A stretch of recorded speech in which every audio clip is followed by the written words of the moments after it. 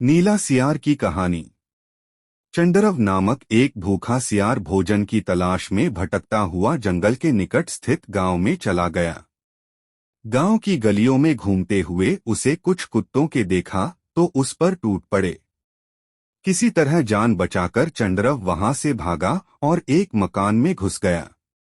वह मकान एक धोबी का था। मकान के एक कोने में बड़ा सा ड्रम रखा हुआ था।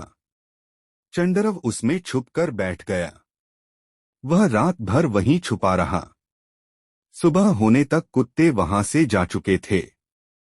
चंडरव ड्रम से निकलकर जंगल की ओर गया। उसे बड़े जोरों की प्यास लगी थी। वह पानी पीने नदी किनारे गया तो पानी में अपनी परछाई देख चौंक गया। उसका रंग नीला हो चुका था। रात में वह जिस ड्रम में छुपकर बैठा था उसमें धोबी ने नील घोला हुआ था। उस नील का रंग चंडरव के शरीर पर चढ़ गया था। पानी पीकर जब वह जंगल में पहुंचा तो दूसरे जानवर उसे देख डर गए। नीले रंग का विचित्र जानवर उन्होंने कभी नहीं देखा था। वे डर के मारे भागने लगे। चंडरव ने जानवरों को भयभीत देखा तो बड़ा खुश हुआ। उसके दिमाग में जानवरों को मूर्ख बनाकर जंगल का राजा बनने का विचार कौंधा।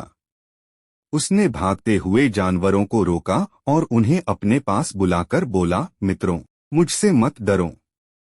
मैं ब्रह्मा जी का दूत हूँ।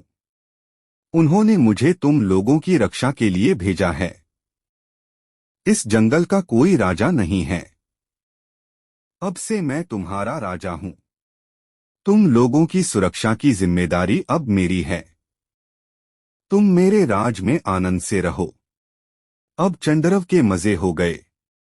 दिन भर वह छोटे जानवरों से अपनी सेवा करवाता।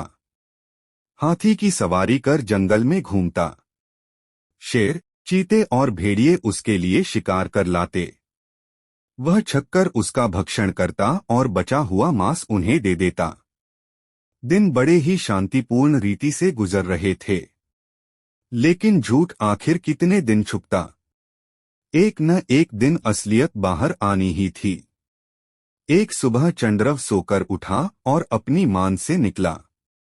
अचानक उसे कहीं दूर से सियारों की हुआ की आवाज सुनाई पड़ी।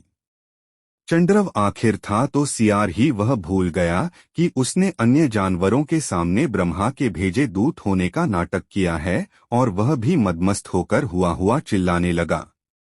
जब दूसरे जानवरों ने उसकी आवाज सुनी तो समझ गए कि वास्तव में वह एक सियार है और उन्हें मूर्ख बनाकर उनका राजा बना बैठा है। सब उसे मारने के लिए उसके पीछे दौड़े। चंडरव ने भागने का प्रयास किया किंतु शेरचीते के पंजों से बच ना सका और मारा गया।